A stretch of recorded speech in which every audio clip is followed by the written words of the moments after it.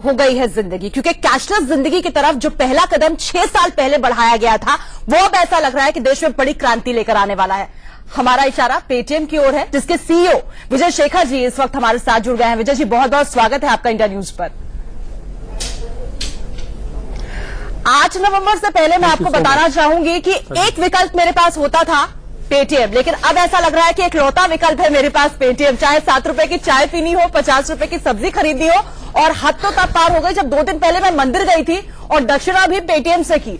6 साल पहले ये ख्याल आपको कैसे आया? एक आइडिया वाकई जिससे देश को बदल कर रख दिया है।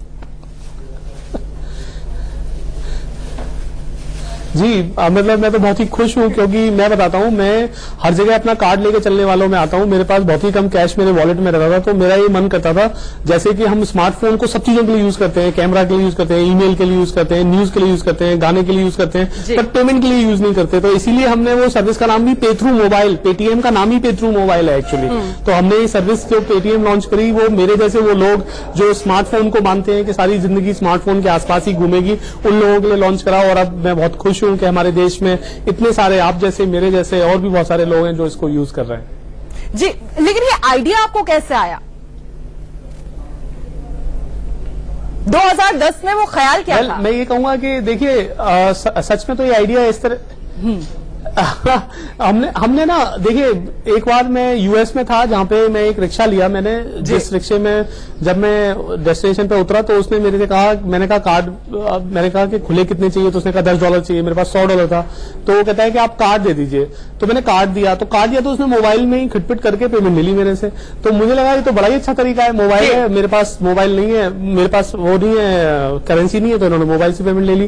तो वो स्टोरी वहां से थोड़ी सी स्टार्ट हुई। फिर सोचा कि क्या क्या हो सकता है, तो इस तरह से बेसिकली क्या है कि मोबाइल को एक बार एक्शन में देख लीजिए ना आप, तो सब कुछ समझ में आ जाता है कि कैसे चलेगा। बिल्कुल बिल्कुल, सब कुछ शीशे की तरह साफ हो जाता है। लेकिन आपने रिक्शे का जिक्र किया है, तो मुझे वो 27 अक्टूबर की तस्वीरें याद आ रही है, जब अखिलेश यादव के घर, आप यूपी के सीएम के घर गए थे, जबरदस्त जाम था और आपने लिया था रिक्शे का सहारा।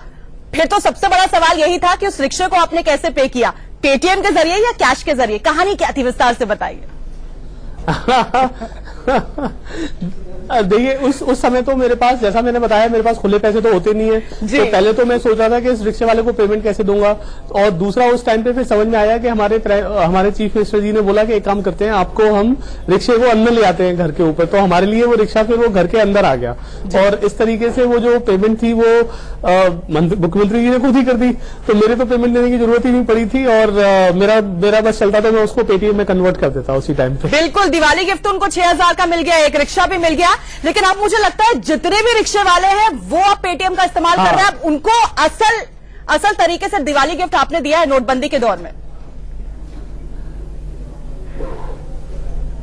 जी, मैं ये कहूंगा कि देखिए, देश की जनता को इस टाइम पे मोबाइल और टेक्नोलॉजी को एम्ब्रेस कर लेना चाहिए। जितना हम टेक्नोलॉजी को अपनी तरफ एवरीडे यूज केस में डाल देंगे, जितना हम ये जो पैसे करेंसी का मूवमेंट हम हटा देंगे, करेंसी में कैश की तरह से और डिजिटल की तरह ले आएंगे, उतना देश आगे बढ़ जाएगा।